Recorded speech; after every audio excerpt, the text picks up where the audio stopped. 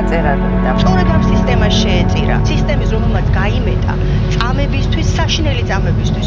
დინარის ალექსანდრ გაბიშევი და მისი პერსონით რატომ დაინტერესდა ხელისუფლება. როცა ჩვენ ლაპარაკობდით საბჭოთა რეპრესიებზე, ვერც კი წარმოვიდგენდი, რომ მე ამაზე მომიწევდა 10 მყოდროში საუბარი საქართველოში. ერთი ხელის მოსმით უნდათ, რომ ხალი, ისტერია, ემოციური ლაბილობა, შეურაცხყოფა, აი ეს დისკურსული მწკრივი განაახლო. კიდე ერთი ინსტრუმენტი ძალაუფლების შენარჩუნების და ტერორის. ყველა უწყება ჩაერთო ფსიქიატრიის როგორც საფრთხის წყაროდ გამოყენებაში. როგორ მანიპულირებენ ადამიანების ტვინებზე, სამიზნე სიტყვები ქვია. ამას ილექება შენს გონებაში და შენს მერე იჯერებ რომ ეს ნამდვილად ესეა. ჩვენ ვიცნობთ დიქტატურის და რუსეთის კოლონიად ყოფნის სახეს.